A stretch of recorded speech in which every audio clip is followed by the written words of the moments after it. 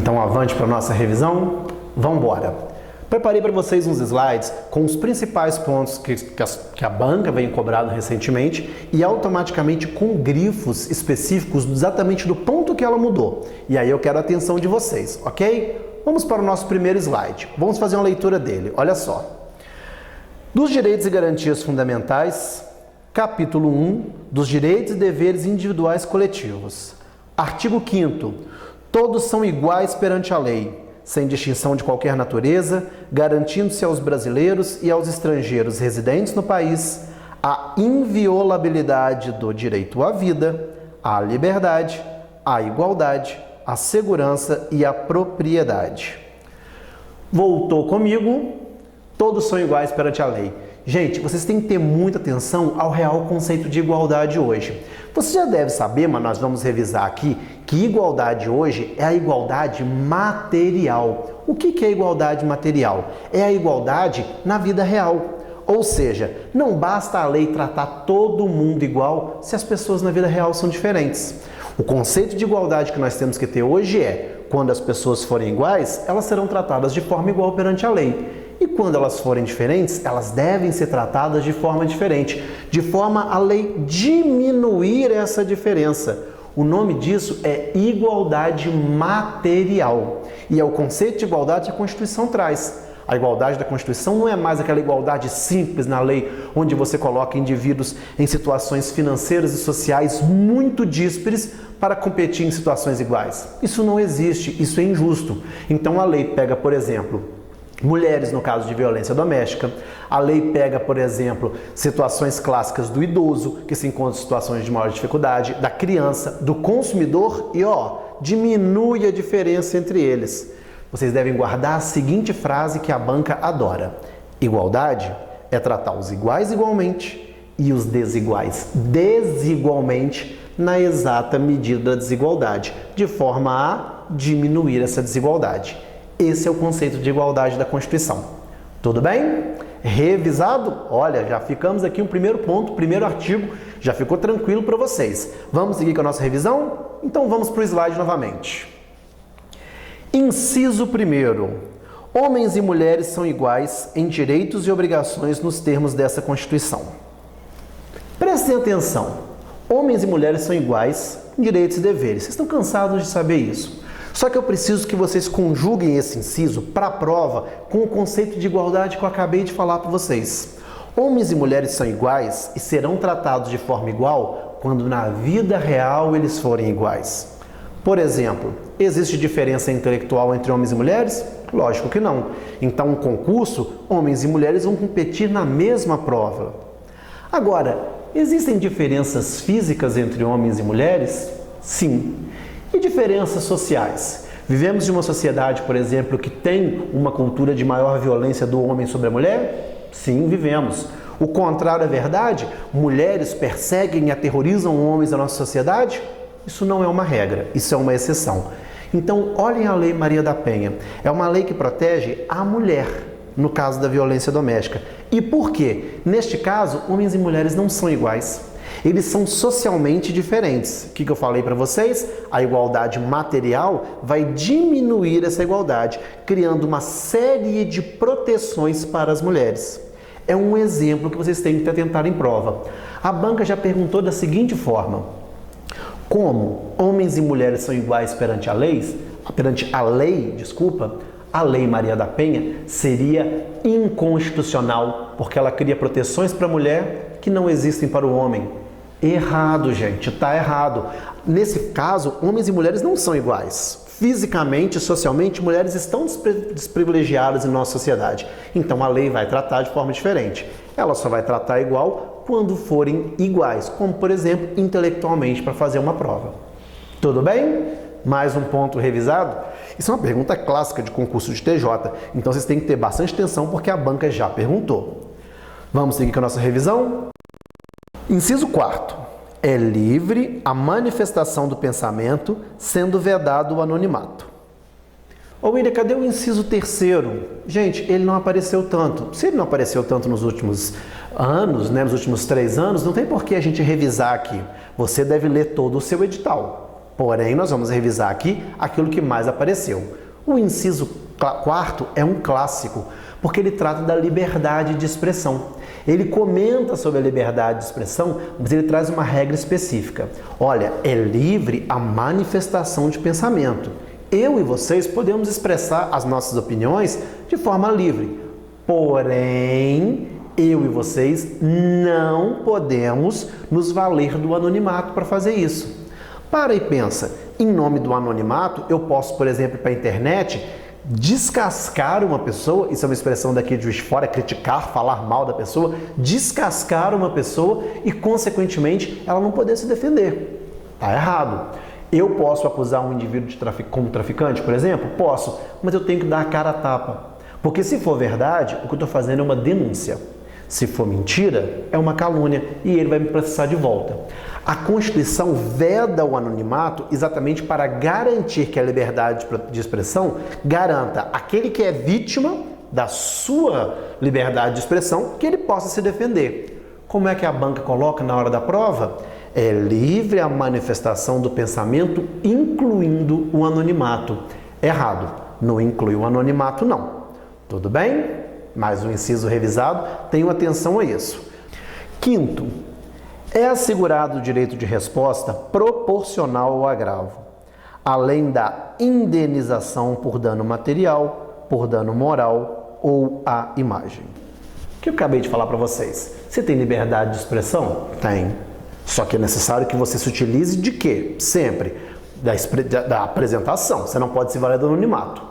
Se eu te acuso de algo e é mentira, você tem o direito de resposta. E esse direito de resposta é proporcional ao agravo. A banca coloca na prova de forma errada que o direito de resposta é independente do agravo. Não, senhores, o direito de resposta ele é proporcional ao agravo. Vamos raciocinar rapidamente aqui.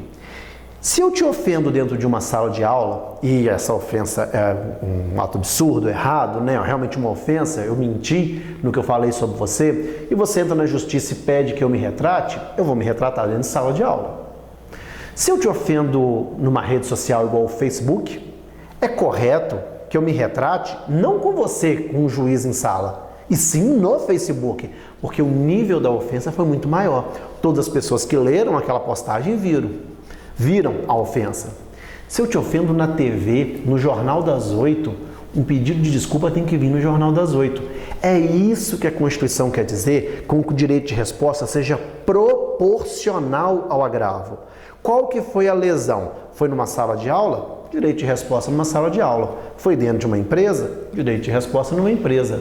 Foi na televisão, no Jornal Nacional. Direito de resposta tem que vir, de alguma forma, em um órgão tão expressivo quanto o Jornal Nacional. Se é o próprio Jornal Nacional que te ofendeu, tem que vir nele o direito de resposta, partindo do pressuposto de que a denúncia é mentira.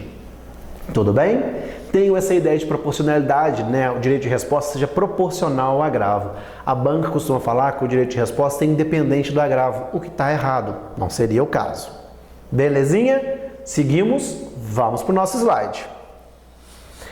É assegurado nos termos da lei a prestação de assistência religiosa nas entidades civis e militares de internação coletiva. Gente, presta atenção aqui, tenham bastante atenção nesse inciso, tá? A liberdade religiosa é garantida pela Constituição e uma extensão dessa liberdade religiosa é exatamente você poder receber assistência religiosa em um local de internação coletiva, seja civil ou seja militar. O que seria um local de internação coletiva? Um presídio? Um hospital? Ou até mesmo um colégio, um colégio interno, por exemplo, onde o indivíduo não tenha liberdade para sair. É garantido o acesso à prestação religiosa, como você receber um padre para se confessar, receber um pastor para orar por você, um médium espírita que você queira conversar de acordo com a sua fé, você tem o direito de receber isso, inclusive dentro de um estabelecimento de internação coletiva. A banca já cobrou, em passado bem recente, que a partir do momento que você está internado em um hospital público, por exemplo, você não poderia receber assistência religiosa. Errado. Seria muito absurdo a gente garantir às pessoas que elas tenham liberdade religiosa e no momento da morte, por exemplo, que a pessoa está internada em uma situação terminal, você negar esse direito a ela. Não pode, né? Então o local de internação vai ter direito sem problema nenhum de que você possa receber assistência religiosa. A banca também já cobrou, muito esperta, que apenas nos locais de internação civil você teria isso e não nos de internação militar. Tá errado, é nos dois que você vai ter. Tudo bem? Tenham atenção a isso, vocês têm que ter atenção à letra da lei. Concurso de tribunal é letra da lei. No caso de constitucional, é a letra da Constituição. Ok? Seguimos, vamos para o slide. Ninguém será privado de direitos por motivo de crença religiosa ou de convicção filosófica ou política, salvo se as invocar para eximir-se de uma obrigação legal a todos imposta e recusar-se a cumprir uma prestação alternativa fixada em lei. Eu só preciso, voltando comigo aqui, nesse caso, que vocês se lembrem que a Constituição, em nome da sua liberdade de consciência ou crença, ela não permite que o Estado retire de você direitos. Como, por exemplo, o fato de eu professar determinada religião que não coadunaria com a obrigação de eu me alistar no Exército, por exemplo, não pode ser, a princípio, um empecilho para que eu possa ter um direito. Eu sou um homem brasileiro, então se eu tenho mais de 18 anos, eu tenho que estar alistado no Exército, né, e ganhar meu certificado de dispensa. Minha religião não permite isso. Como que eu posso equilibrar isso? A lei deverá, nesses casos, prever uma prestação alternativa, como, por exemplo, uma prestação de um serviço social em um hospital por um determinado tempo. É só a partir do momento que eu não presto a obrigação a todos imposta, igual se alistar ao Exército, e não presto a prestação alternativa, que, por exemplo, estou dando um exemplo, poderia ser um serviço social em um hospital, é que os meus direitos vão poder ser retirados. Eu não poderia tirar um passaporte, tomar posse num concurso, colar grau num curso superior ou coisa do tipo. Não é pelo simples fato de você não ter prestado a obrigação a todos imposta que poderia ser retirado o seu direito. Senão seria bem complicado aí você equilibrar a liberdade religiosa que a nossa Constituição tanto almeja. Tudo bem? É entendido? Falando, obviamente, de uma forma mais sucinta, né, gente? É só uma revisão. Tem desdobramentos disso, que aí nos cursos que a gente oferece aqui no curso Logos, a gente entra em cada um desses detalhes. Aqui é mais uma revisão mesmo para a prova. Certinho? Volta para o slide e vamos seguir com a revisão. É livre a expressão da atividade intelectual, artística, científica ou de comunicação, independentemente de censura ou licença. Independente de censura ou licença, a liberdade artística, científica, de produção no Brasil não tem necessidade de censura ou licença. A censura caiu com a Constituição. O Estado não pode mais censurar ninguém. A prova vai falar que, dependendo de alguns casos previstos em lei, haverá a possibilidade de censura ou licença. Errado. A Constituição não admite que eu, para produzir um filme, tenha que pedir autorização do Estado, no sentido de qual história eu vou contar. Eu, para escrever uma peça de teatro ou seguir uma linha de pesquisa científica, por exemplo, tenho que pedir autorização do Estado. A liberdade aqui é plena. Nós somos uma democracia, uma república. Seria um absurdo existir censura ou licença no Brasil. Agora, atenção para uma questão que recentemente foi cobrada na sua banca. Será possível que a classificação indicativa seja equivalente à censura? Resposta: não. O que é classificação indicativa? É quando você está aí no sofá da sua casa, assistindo TV, e aí aparece assim: o programa a seguir é recomendado para todos os públicos. O programa a seguir não deve ser assistido, não é recomendado para menores de 12 anos, linguagem inapropriada, cenas de violência e por aí vai. Isso é classificação indicativa. Isso não é censura, gente. O que é exatamente isso? Apenas a TV te informa, através do Estado, é o Ministério da Justiça que classifica no Brasil, anteriormente ao programa tinha informado o conteúdo, para que você decida, por exemplo, se os seus filhos vão assistir ou não. Você pode falar: eu não me importo que os meus filhos assistam. Se não verem na TV, vão ver em outro lugar. Ou então você pode falar: eu não quero que os meus filhos assistam. Mas percebam, isso não é uma censura. Não existe uma impossibilidade no Brasil de você vincular uma cena de sexo na TV. O que você não deve fazer isso é a vinculação dessa cena, por exemplo, de forma mais explícita, 3 da tarde, por causa da classificação indicativa. Mas o horário das 11 está aí para isso. Perceberam? Então, censura e licença não tem respaldo constitucional.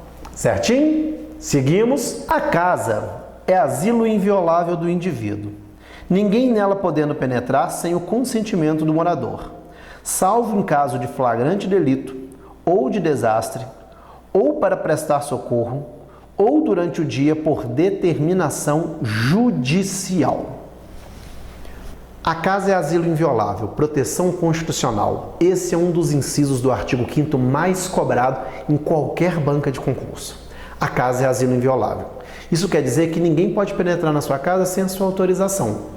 Porém, a Constituição, sabendo o rigor disso, ela mesma estabeleceu 4 exceções. É necessário que você saiba essas 4 exceções, ou seja, 4 situações em que as pessoas podem penetrar em sua casa sem estar violando o preceito constitucional. É necessário que você saiba as 4 situações de cabeça, porque elas aparecem em prova. Primeira situação, qual é? A autorização do morador. Se eu tenho autorização do morador, eu posso entrar na casa dele. Qual período? 24 horas por dia. Segunda exceção é o quê? Desastre ou para prestar socorro. No caso de desastre, de um incêndio, de um deslizamento, de uma inundação, eu posso entrar na casa das pessoas para prestar socorro. E depois ela não pode me processar falando que eu não fui convidado a entrar. Existe aqui um respaldo constitucional. A intimidade da pessoa, que eu não posso estar na casa dela, versus a vida de alguém correndo risco. Óbvio que eu vou poder entrar na casa da pessoa sem problema nenhum. A terceira situação é o quê? Flagrante delito. Se há uma situação de flagrante delito, o crime está prestes a acontecer, está acontecendo ou acabou de acontecer, eu posso entrar na casa das pessoas. É o raciocínio que a gente sempre fala. O bandido está correndo, a polícia está atrás. O bandido pula o muro, a polícia pula atrás. O bandido atravessa a casa, a polícia atravessa atrás. O bandido pula outro muro, a polícia pula atrás. Sem problema nenhum. Você vai processar a polícia por isso? De forma nenhuma. A Constituição fala que no caso de flagrante delito, você pode sim violar a residência dos outros sem problema nenhum. Qual período? 24 horas por dia. Desastre para socorro, qual período? 24 horas por dia. Autorização do morador, qual período? 24 horas por dia.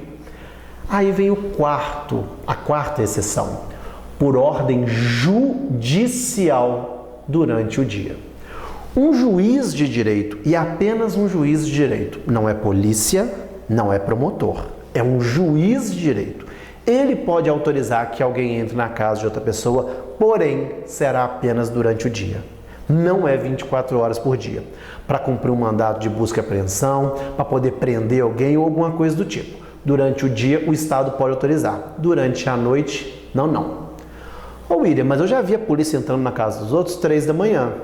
Autorização do morador, flagrante ou desastre para prestar socorro. Com a ordem de um juiz, vai ser apenas durante um dia. Tudo bem? Olha só a pegadinha de prova. A banca transcreveu esse artigo e colocou assim: durante o dia por autorização policial.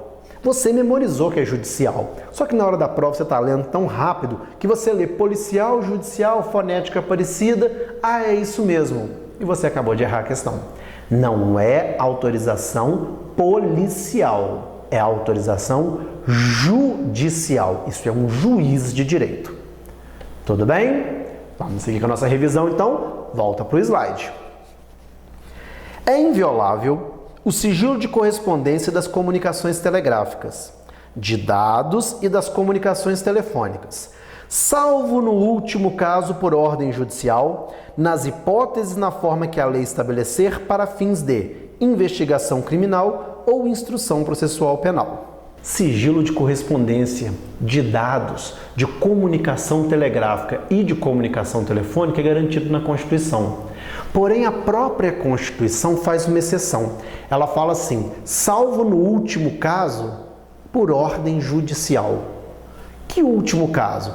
O aluno menos preparado, ele lê isso e pensa assim, salvo nas últimas circunstâncias. Não, está errado. Salvo no último caso que eu, Constituição, acabei de citar. Comunicação de correspondência, dados, comunicação telegráfica e comunicação telefônica. Todos aqui estão protegidos, salvo no último caso. Comunicação telefônica. É possível que com a autorização de um juiz ocorra o chamado grampo telefônico. É a interceptação telefônica, que nesses tempos de Lava Jato a gente vê tanto na imprensa aí, fulano foi gravado falando isso, Beltrano foi gravado no próprio telefone falando aquilo. Pois bem, o que eu falo no meu telefone é garantido constitucionalmente, o sigilo, né? É a minha intimidade, é a minha privacidade. Porém, novamente, a autorização judicial, ou seja, um juiz de direito poderá autorizar que haja interceptação, que um terceiro ouça e grave tudo aquilo que eu falei no meu telefone. Em qualquer situação? Não. A própria Constituição fala. Quais situações? Primeira, investigação criminal. Eu tenho que estar sendo investigado por um crime. Segunda, instrução processual penal. Instruir um processo é produzir prova nele. Produzir prova em um processo penal. Eu já estou sendo processado por um crime. Nessas duas situações, o meu telefone pode ser grampeado. Tirando essas duas, de forma nenhuma. Vou grampear o telefone do William porque ele se encontra em uma ação de divórcio. Uma ação de divórcio é uma ação civil, não é criminal. De forma nenhuma, meu telefone pode ser grampeado por causa disso. Tudo bem? Lembrem-se disso, porque a banca aqui, ela consome com essa situação em que as situações são investigação criminal ou instrução processual penal. E fala que em qualquer situação um juiz de direito pode autorizar a interceptação. Qualquer situação não. Belezinha? Todos podem reunir-se pacificamente sem armas em locais abertos ao público, independentemente de autorização, desde que não frustrem outra reunião anteriormente convocada para o mesmo local, sendo apenas exigido prévio aviso à autoridade competente.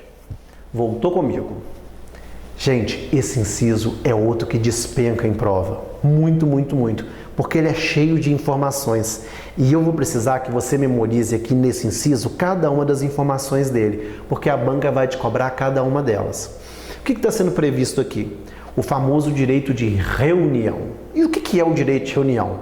O direito de a gente se reunir em um local público para protestar, para poder fazer uma procissão religiosa, para fazer um bloco de carnaval. Tudo isso é direito de reunião. Todas essas situações necessariamente vão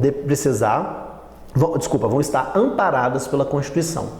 Agora preste atenção no que nós vamos ter aqui. Cada um dos elementos da Constituição, a Constituição ela ordena, ela fala como que um protesto ou um bloco de carnaval vai acontecer. E cada um desses elementos tem que ser respeitados. Todos podem reunir-se, então o direito universal é para todos. Em locais abertos ao público. Não é em qualquer lugar. Eu não posso fazer uma reunião no gabinete do prefeito da cidade. Não, só com a autorização dele. Tirando isso, em locais abertos ao público. Rua, praça, praia, todos podem reunir-se em locais abertos ao público sem armas. Eu não posso levar armas, porque a Constituição teme que o porte de armas, nesse caso, descambe para uma lógica muito virulenta, de violência, de agressividade. Então, todos podem reunir-se pacificamente, sem armas, em locais públicos. Independentemente de autorização, eu não necessito de autorização do Estado. Isso quer dizer o quê? Que eu não tenho que pedir à prefeitura da minha cidade, por exemplo, o juiz de fora, para protestar contra ela. Já pensou que absurdo que seria? Ela não ia conceder nunca, né? Eu não tenho que pedir autorização do governo do estado de Minas Gerais, que é o estado onde está o juiz de fora, para protestar contra ele. Eu não preciso de autorização. O que eu devo fazer é prévia informação. E o que é exatamente a prévia informação? Nada mais, nada menos do que informar de forma prévia a prefeitura que sexta-feira vai haver um protesto contra ela. Ou isso não seria autorização? Não, gente. A informação tem por objetivo organizar o trânsito, segurança, limpeza. Eu não tenho que informar. Eu tenho que informar, eu não tenho que pedir. A prefeitura fala, mas a gente não aceita protesto em Juiz de Fora. Sinto por você, prefeitura, a Constituição me garante esse direito e eu vou protestar. E você não pode marcar duas situações uma sobre a outra. Eu não posso marcar a minha reunião para outra reunião já previamente marcada, porque isso aí tem por objetivo frustrar a outra.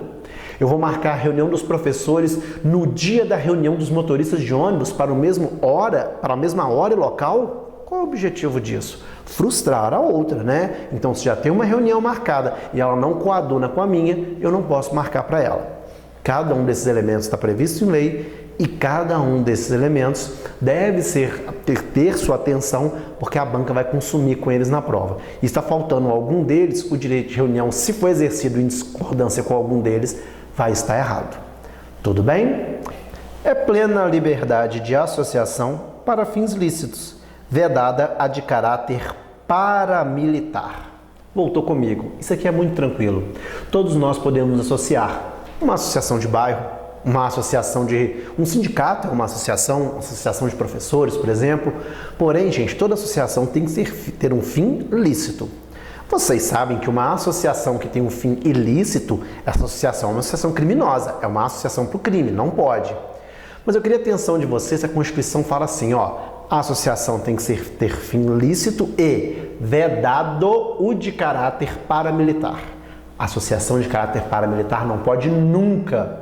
Mas o que seria uma associação de caráter paramilitar? Um exemplo clássico, a milícia. O poder militar é um poder que só o Estado tem. Uma associação paralela ao poder do Estado, que também se pretenda militar, que chegue com armas em uma comunidade, por exemplo, e que fale, a partir de agora a regra é essa, essa e essa, isso é um poder militar, é um poder armado, obrigando as pessoas a agir assim ou assado. É um poder militar paralelo ao poder do Estado, ou seja, uma associação paramilitar. Então a Constituição veda a associação paramilitar. Adivinha o que a sua banca falou? Ela falou que é livre a liberdade de associação para fins ilícitos, incluindo a paramilitar. Errado, né? De forma nenhuma. Sendo vedado, não pode de forma nenhuma a paramilitar. As associações só poderão ser compulsoriamente dissolvidas ou ter sua atividade suspensa por decisão judicial, exigindo-se no primeiro caso o trânsito em julgado. Segura o slide aí na tela. Eu preciso que você perceba que, olha só, exigindo-se no primeiro caso o trânsito em julgado. Qual é o primeiro caso? Compulsoriamente dissolvida. Volta para mim. Olha só, gente. A Constituição resguarda a associação. Ela não permite que o Estado se meta na associação de forma geral. Mas é lógico que não existe nenhum direito que é absoluto. Então, o Estado vai poder intervir numa associação, suspendendo a atividade dela e até mesmo dissolvendo ela de forma compulsória, se ela for paramilitar, se ela for uma sociedade ilícita. Mas para isso existe um processo onde o indivíduo vai fazer a análise disso. E a associação tem o direito de defesa. Pois bem, paralisar a atividade da associação até é possível que o Estado faça durante o processo. Agora, dissolver a associação só com trânsito em julgado da decisão do juiz. E é aqui que eu preciso da sua atenção.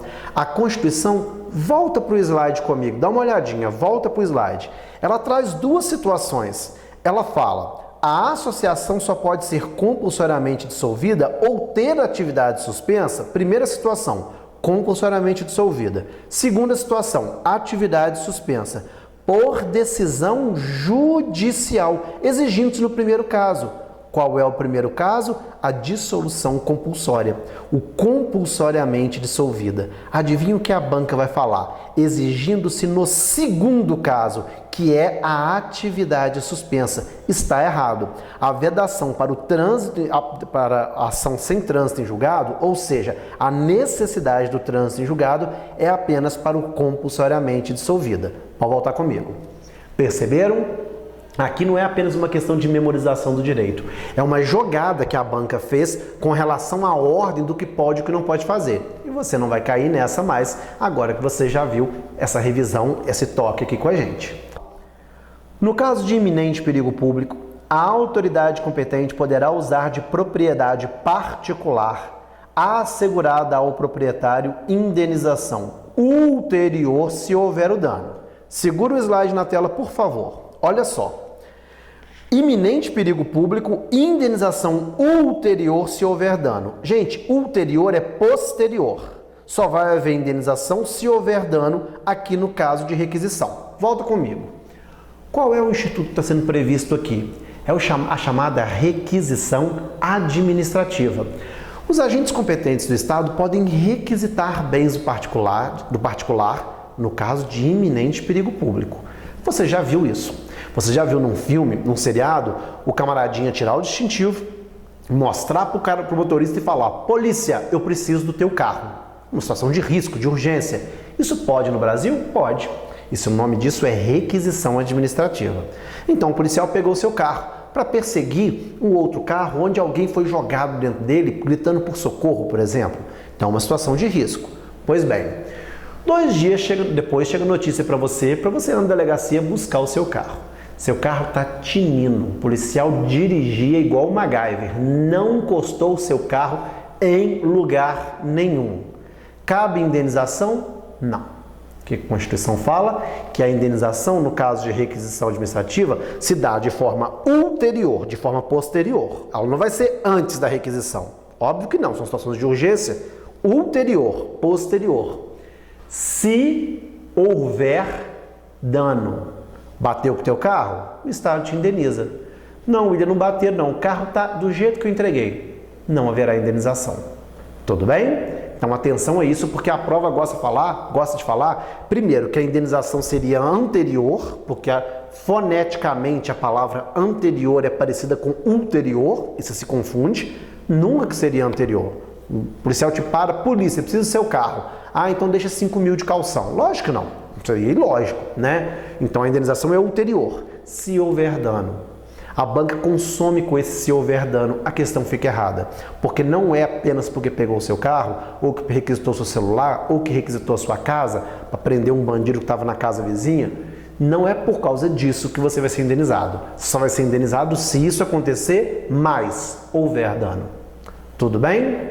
Tranquilo? Então, bora seguir a revisão. Aos autores pertence o direito exclusivo de utilização, publicação ou reprodução de suas obras, transmissíveis aos herdeiros pelo tempo que a lei fixar. Você deve ter atenção a isso aqui, voltando comigo, só um ponto muito simples. Eu escrevi um livro, eu ganho com aquilo, né? Aquele livro foi publicado, fizeram uma novela, fizeram um filme, fizeram uma minissérie, eu ganho com aquilo. O nome disso é propriedade imaterial. Eu posso transmitir para o meu herdeiro essa propriedade material? Eu morri. O meu filho vai herdar o direito sobre aquela obra e vai ter que receber uma indenização caso a Rede Globo pretenda fazer, por exemplo, uma minissérie? Sim. A propriedade imaterial, a criação de uma obra, é transmissível ao herdeiro. A banca cobrou em concurso recente que essa propriedade é intransmissível aos herdeiros. Errado. Dependendo da propriedade material, gente, ela vale mais do que qualquer outra propriedade. Imagina na Inglaterra, e essa lei existe na Inglaterra, a propriedade imaterial do livro do Harry Potter. A autora, muito justo, vai deixar para a filha dela todos os direitos de receber sobre qualquer tipo de exploração. Filme, minissérie, os parques da Disney, do Harry Potter, ela tem o direito a receber sempre sobre isso. Tudo bem? Aqui é muito tranquilinho, só queria atentar para você por esse transmissível e intransmissível. São assegurados nos termos da lei a proteção à participação individual em obras coletivas e a reprodução de imagem e voz, inclusive nas atividades desportivas. Segura no slide, por favor. Tá vendo esse inclusive? Ele vai virar excluindo nas atividades desportivas na sua prova e aí a questão fica errada. Volta para mim. Existe uma proteção nas obras coletivas. Isso quer dizer o quê? Vamos pegar a Rede Globo. Ela fez uma novela. Ela vai revender aquela novela várias vezes. Cada vez que ela revender aquela novela, o autor recebe um pouquinho de novo. Os principais atores recebem um pouquinho de novo. O diretor ou os diretores recebem um pouquinho de novo. É uma obra coletiva, todos cooperaram para o sucesso da obra. É justo que todos recebam um pouquinho de novo a cada vez que a Globo lucre com essa novela. Perceba um detalhe aqui, a Constituição inclui essa proteção em obras desportivas. Só que no Brasil a gente não tem muito esse hábito, né, de reassistir jogo, de repassar na TV um jogo da Copa de 1970. Isso não existe muito no Brasil não, mas existe em outros países. A Constituição garante, inclusive a quem participa da obra coletiva, como a narração de um jogo de futebol. Essa mesma proteção. Se isso fosse revendido várias vezes, era justo que o narrador recebesse um pouquinho de novo. Tudo bem? Aqui é só atenção no inclusive em obras esportivas, porque a prova transforma em excluindo obras esportivas e aí fica errado. Belezinha? A lei assegurará aos autores de inventos industriais privilégios temporários. É até aqui só que eu quero a revisão, segura o slide para mim. Privilégios temporários. Sabe o que a banca vai falar? Que a lei assegurará aos autores de inventos industriais privilégios permanentes. Errado. Inventos industriais não têm privilégios permanentes, privilégios temporários. Gente, o que é uma invenção industrial que está se tentando proteger aqui? A questão da patente. O que é a questão da patente? Eu criei algo. Quando você inventa, quando você cria algo que não existia ou dá nova utilidade a algo que já existia. Quando você faz isso, você pode patentear. E a patente garante a você um direito exclusivo de venda e comércio daquilo. Isso é que a Constituição chama de privilégio temporário. Se você falasse que o privilégio é permanente, a patente seria eterna. Não existe patente eterna. Seria ilógico uma patente eterna. Então não confundam esses dois pontos, tá bom? Privilégio temporário não é privilégio permanente. A Constituição fala em privilégio temporário. Certinho? Seguimos, voltamos ao slide. A sucessão de bens do estrangeiro, situado no país, será regulada pela lei brasileira em benefício do cônjuge ou dos filhos brasileiros. Olha a parte importante, sempre que não lhe seja mais favorável a lei pessoal do de cujus. Se esse inciso cair na sua prova, vai cair o que está escrito na Constituição. Eu só preciso que você entenda isso. Quem é o de cujus? De cujus é aquele que já morreu. O que está previsto aqui? Qual é a lei que se aplica à sucessão no Brasil? Meu pai morreu. Qual é a lei que se aplica à sucessão? A lei brasileira. A lei brasileira vai regulamentar a transmissão do patrimônio do meu pai para mim e para os meus irmãos. Tudo bem. Agora, vamos supor que o meu pai seja estrangeiro e que eu tenha irmãos estrangeiros e que a lei estrangeira seja mais benéfica à minha pessoa. Um título de exemplo, né? A lei de um país prevê que todo o patrimônio fica para o primeiro filho homem. Eu sou brasileiro e eu sou o primeiro filho homem. Eu tenho uma irmã mais velha, mas é uma irmã, é uma mulher. Nesse caso, gente, eu vou poder invocar que seja aplicado no Brasil a lei estrangeira. Olha que interessante. Eu posso pedir que se aplique no Brasil a lei estrangeira e que se exclua a minha irmã. William, mas isso é preconceito, isso é discriminação contra as mulheres. Quase todos os países do mundo prevêem coisa parecida. Qual é o objetivo deles? Garantir que o patrimônio fique dentro do país, para os seus nacionais. A nossa Constituição falou assim, então eu vou garantir que o patrimônio também fique dentro do Brasil, para os meus. Se a lei for mais benéfica ao herdeiro ou cônjuge brasileiro, eu posso aplicar a lei do país do de cujus, daquele que já morreu, quando ele é gringo. Se a lei não é mais benéfica, aí eu aplico a brasileira, tá? De forma nenhuma vai prejudicar uma herdeira brasileira. A ideia é favorecer o brasileiro. No caso do exemplo que eu dei, um herdeiro, por exemplo. Tudo bem? Esse inciso tem despencado em prova. A banca cobrou isso nos últimos 2 anos 3 vezes e para uma banca isso é bastante coisa e eu quero a atenção de vocês nele. Belezinha? Voltamos para o nosso slide.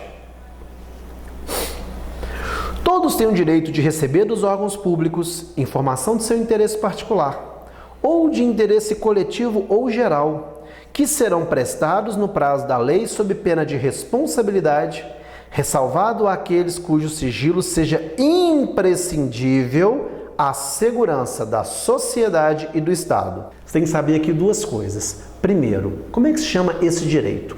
É o direito à informação. É o direito que você tem, por exemplo, de ir ao governo do Estado ou à prefeitura e solicitar informações que são do seu interesse.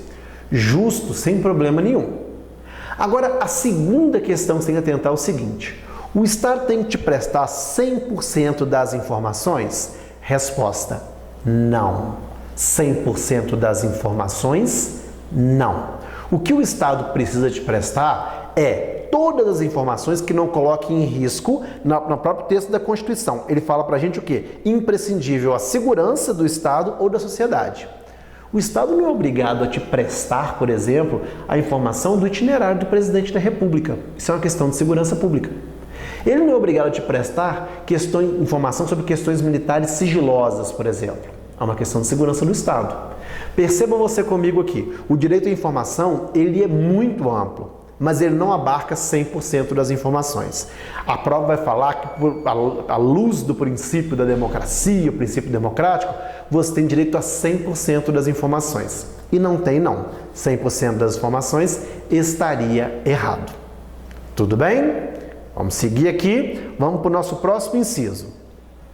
A lei não excluirá da apreciação do Poder Judiciário lesão ou ameaça a direito.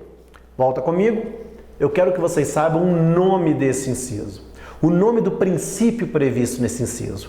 Aqui é o princípio da inafastabilidade jurisdicional. A lei não excluirá do Poder Judiciário o poder de analisar lesão a direito ou ameaça de lesão a direito. Como é que se chama esse inciso? Princípio da inafastabilidade jurisdicional. Adivinha como é que a banca cobrou? Ela colocou o texto do inciso e, consequentemente, perguntou: o nome do princípio aqui previsto é? Assertiva, a letra C era correta. Inafastabilidade jurisdicional. Tudo bem? Certinho? Seguimos. Vamos lá. Gente, nós vimos aqui agora os principais incisos dos direitos e garantias fundamentais ligados ao artigo 5º, os que mais apareceram. Uma revisão tranquila dos pontos mais recentes. Obviamente eu selecionei também aqueles que são mais difíceis, um pouco mais complexos, as pegadinhas mais específicas para vocês analisarem. Ok? A gente segue com a nossa revisão. Agora falando um pouquinho de nacionalidade. O artigo 12 é um artigo que todo concurseiro que faz direito constitucional tem que saber de cabeça. Sabe por quê? Depois do artigo 5º, ele é o artigo mais cobrado da Constituição em provas de concurso. Só que diferente do artigo 5º, que tem mais de 70 incisos, o 12 é pequenininho, 4 parágrafos pequenininho. Então você tem que saber muito bem o texto dele. Eu quero fazer com vocês aqui uma leitura dos principais pontos dele, fazendo uma série de apontamentos ao longo do slide. Tudo bem? Então agora a gente vai começar a fazer a leitura. Nós vamos manter o slide na tela, tá? Vocês não vão voltar comigo 2 ou 3 vezes só ao longo do 12, porque eu preciso aqui automaticamente que vocês vejam o que a banca tem cobrado em matéria de prova. Vamos lá? Vamos para o slide? Vamos para o nosso artigo 12. Da nacionalidade. São brasileiros, primeiros, natos. Quem são os natos? Eu preciso que vocês percebam, mantendo o slide na tela, que nós temos 3 situações previstas aqui, A, B e C, mas na verdade são 4 situações previstas para o nato. Eu preciso que vocês percebam isso porque a prova gosta de cobrar. Olha só, mantendo o slide na tela. São brasileiros natos os nascidos na República Federativa do Brasil, ainda que de pais estrangeiros, desde que esses não estejam a serviço do seu país. Beleza, nasci no Brasil. Só. Os nascidos no estrangeiro, ainda que de pais estrangeiros. Os nascidos na República Federativa do Brasil, ainda que de pais estrangeiros. Desde que esses não estejam a serviço do seu país. Nasceu no Brasil, ainda que filho de estrangeiro, brasileiro é. Desde que o estrangeiro não esteja a serviço do seu país. Como embaixador, por exemplo. Beleza, vamos para a próxima situação. Os nascidos do estrangeiro, de pai brasileiro ou mãe brasileira, desde que qualquer deles esteja a serviço da República Federativa do Brasil. Segura o slide na tela, vocês estão lembrados que é possível ser brasileiro nato nascendo no estrangeiro. Que situação é essa? Você, por exemplo, é filho de um soldado brasileiro que está numa missão de paz do Exército Brasileiro fora do Brasil. Você é filho de brasileiro que estava a serviço da República Federativa do Brasil. Você nasceu, por exemplo, no Haiti, você é brasileiro nato. Aí chega o nosso grande ponto na prova, que é a linha C. Eu preciso que vocês percebam 2 situações aqui. Olha a primeira. São brasileiros natos os nascidos no estrangeiro de pai brasileiro ou mãe brasileira, desde que sejam registrados em repartição pública brasileira competente. Terminou a primeira situação. Essa situação aqui, o indivíduo é brasileiro nato porque ele nasceu filho de um pai ou mãe brasileira em Miami e esse pai ou mãe levou-lhe a uma repartição brasileira competente e fez o registro. Agora perceba que nós temos uma 4ª situação depois da palavra ou. São brasileiros natos, os nascidos no estrangeiro de pai ou mãe brasileira que venham a residir na República Federativa do Brasil e optem em qualquer tempo depois de atingida a maioridade, pela nacionalidade brasileira. Agora sim, volta comigo. Prestem atenção, gente, são 4 situações para você ser brasileiro nato. Nasceu no Brasil, ainda que filho de pai estrangeiro, você é nato, desde que os pais não estejam a serviço do seu país. Nasceu no estrangeiro, filho de pai ou mãe brasileira, que pai ou mãe estejam a serviço do Brasil, você é brasileiro nato. Nasceu no estrangeiro, filho de pai ou mãe brasileira, mas pai ou mãe não está a serviço do Brasil, mas te registrou em uma repartição brasileira competente no exterior. Você é brasileiro nato. E nasceu no estrangeiro, filho de pai ou mãe brasileira, esse pai ou mãe não está a serviço da República Federativa do Brasil e esse pai ou mãe também não te registrou. Ainda assim você tem sangue de brasileiro. Se você tem sangue de brasileiro, basta você vir a residir no Brasil após a maioridade. Qual a maioridade? A nossa, 18 anos. Após a maioridade e optar pela nacionalidade brasileira. Esse camarada tem cara de naturalizado, mas ele é um nato. Um aluno passa o olho rápido e vê 12 incisos primeiro, a linha ABC. Opa, 3 situações. Não são 3 situações previstas na Constituição para o brasileiro nato. São 4 situações. E é importante que vocês percebam isso. Tudo bem?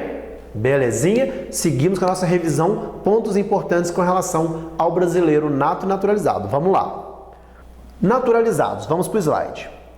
Os que na forma da lei adquiram a nacionalidade brasileira, exigindo-se aos originários dos países de língua portuguesa apenas residência por um ano ininterrupto e idoneidade moral. E aos estrangeiros de qualquer nacionalidade, residentes na República Federativa do Brasil há mais de 15 anos ininterruptos e sem condenação penal. Voltou comigo. Olha só, agora estou falando do naturalizado. Estou falando do francês que virou brasileiro, do japonês que virou brasileiro, né? do angolano que virou brasileiro. Pois bem, a Constituição estabelece 2 requisitos. Ela fala o quê?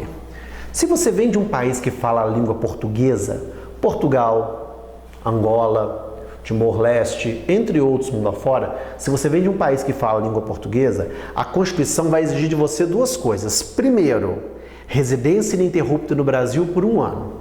Segundo, idoneidade moral. Você não pode ter tido problema com a justiça, com a polícia, você não pode ter problema no serviço, tem que ser um cara bacana, um cara idôneo.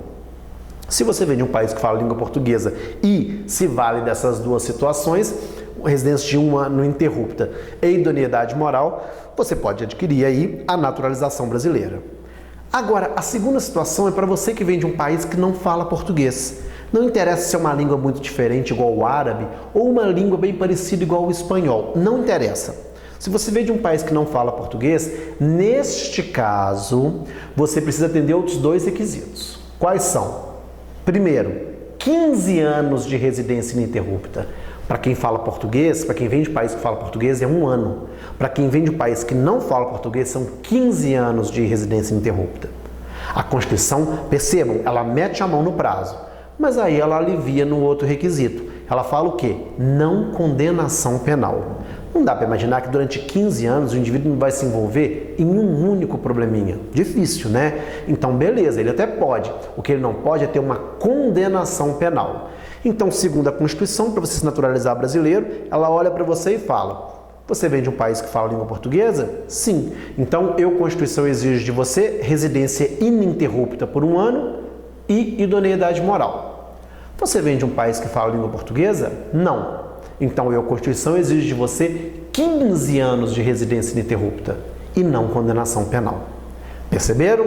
Tranquilo? Revisado?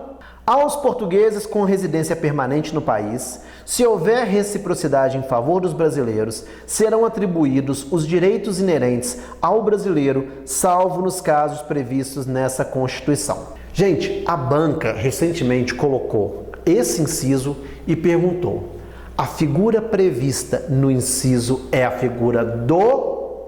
Resposta: português equiparado.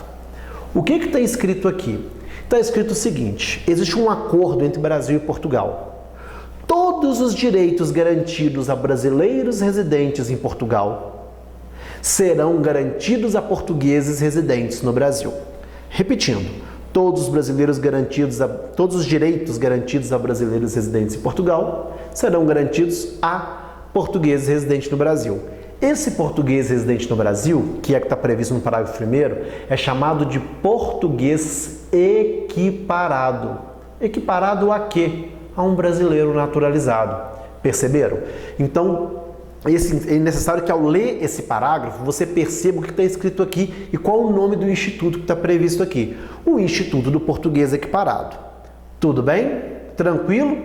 O próprio parágrafo fala assim: salvo os direitos que a Constituição veda. Alguns direitos a Constituição vai garantir apenas ao brasileiro nato. Quais são eles? Dentre outros, é importante para a prova de vocês que vocês conheçam exatamente o próximo slide, que são cargos exclusivos de brasileiros natos. Ou seja, ainda que Portugal venha garantir o acesso àquele cargo para um brasileiro residente lá, nós não podemos garantir para um português o acesso a esse cargo, e nem para o naturalizado, apenas para o nato. Vamos ver quais são esses cargos. São privativos de brasileiro nato os cargos de presidente e vice-presidente da República, presidente da Câmara dos Deputados, presidente do Senado, ministro do Supremo Tribunal Federal, carreiras diplomáticas, oficial das Forças Armadas e ministro de Estado de Defesa. Segura o slide, por favor, eu quero que vocês atentem aos seguintes pontos. Primeiro, presidente e vice-presidente da República, presidente da Câmara dos Deputados, presidente do Senado e ministro do Supremo são exatamente a linha sucessória do presidente da República. O presidente do Supremo vai estar na linha sucessória aqui. Então, esses cargos aqui são exclusivos do brasileiro nato. Presidente e o vice, presidente da Câmara, presidente do Senado e ministro do Supremo. Volta comigo, por favor. Olha só, gente, prestem atenção. A Constituição fala presidente e vice-presidente da República, presidente da Câmara e presidente do Senado. Ela não fala senador e nem deputado federal. Isso quer dizer que um brasileiro naturalizado, em tese, um português equiparado, poderia ser senador ou deputado federal. A vedação é para ocupar a presidência da Câmara e a presidência do Senado. Tudo bem? Aí ela fala ministro do Supremo. O presidente do Supremo também está na ordem sucessória do presidente da República. Se o presidente da República cai, assume o vice. Se o vice cai, assume o presidente da Câmara. Se o presidente da Câmara cai, assume o presidente do Senado. Se o presidente do Senado cai, assume o presidente do Supremo.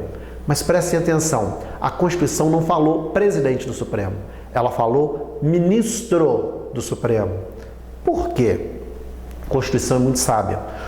A presidência do Supremo, ela é rotativa. Os 11 ministros do Supremo vão virar presidente em algum momento, se não aposentarem, renunciarem ou morrerem antes.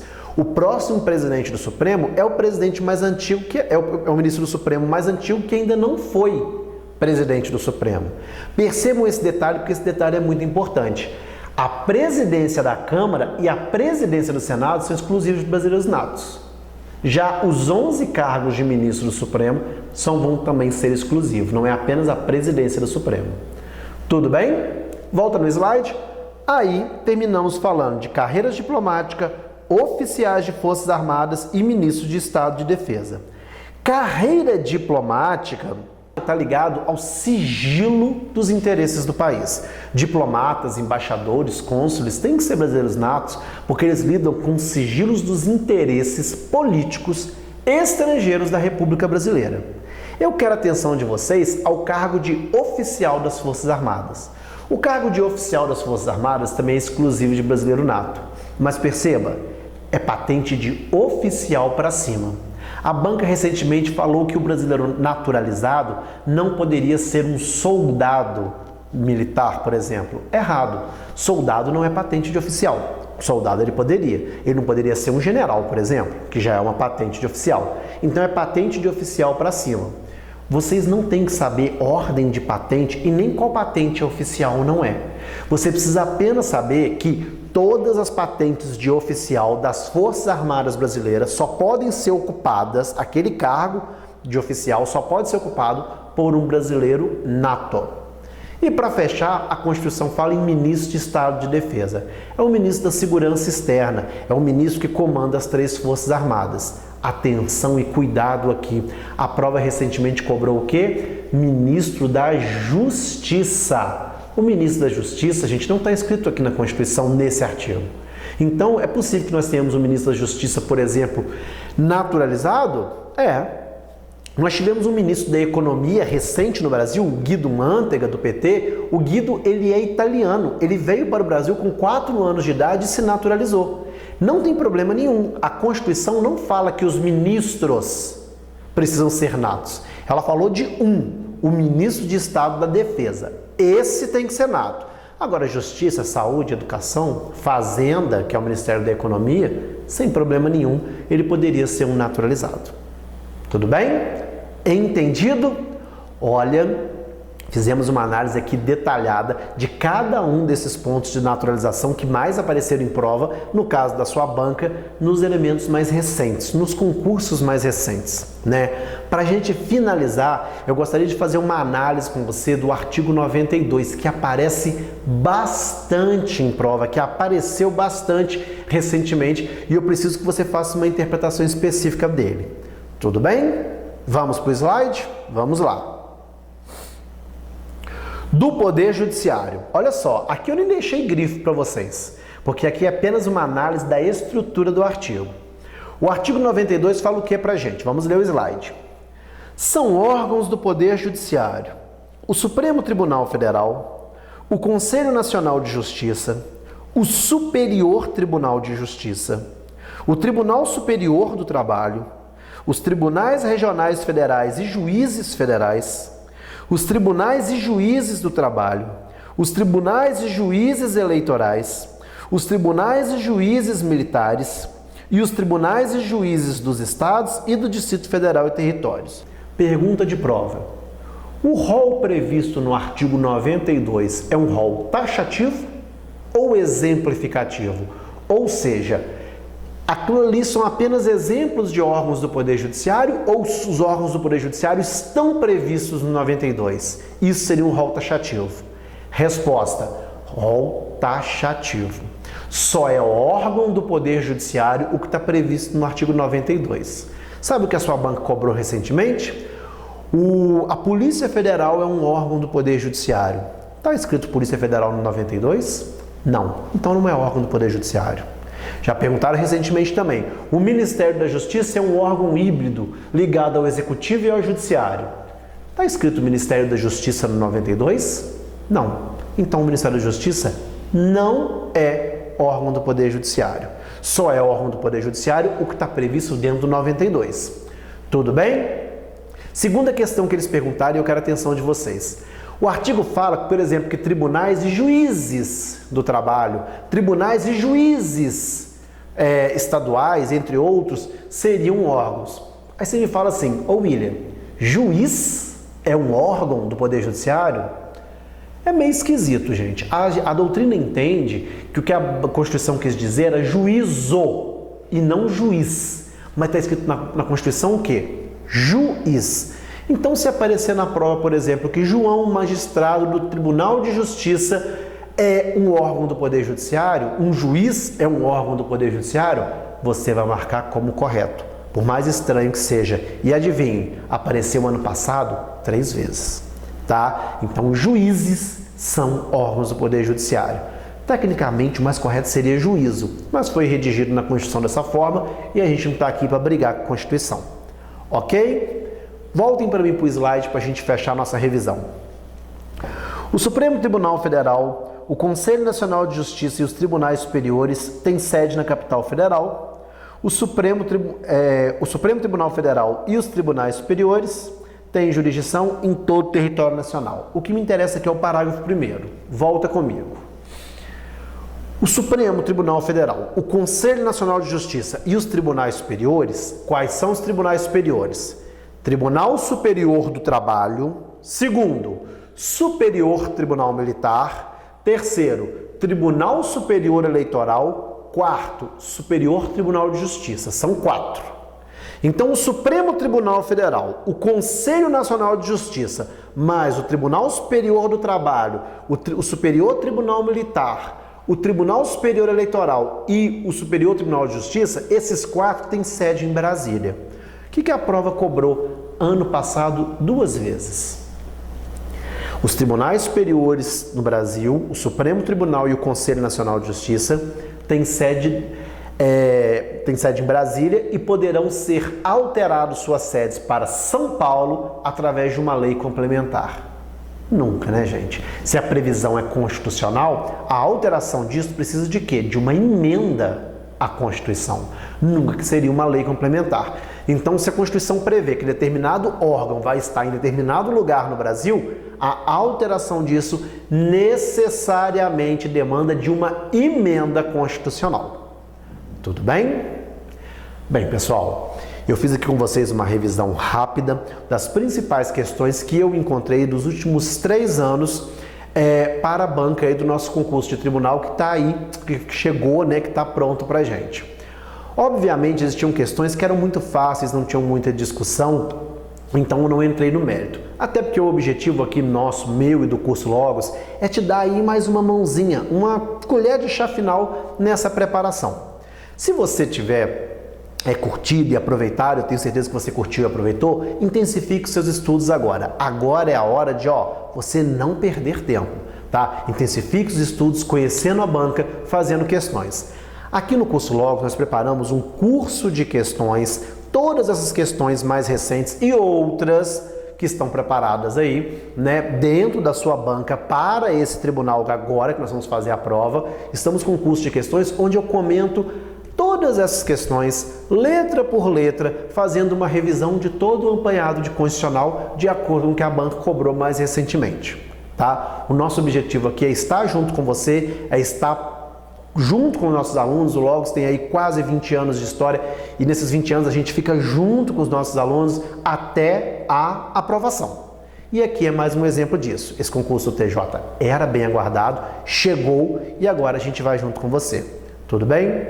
Eu espero que vocês tenham aproveitado essa revisão, eu espero que vocês tenham gostado, tá? Tá aqui para vocês de brinde, tá disponibilizado para vocês, não vai ser cobrado nada de vocês disso, para que vocês possam, para que a gente possa também participar aí, né, da sua aprovação, da sua vitória. O mérito é seu e a nossa função é auxiliar e facilitar esse caminho.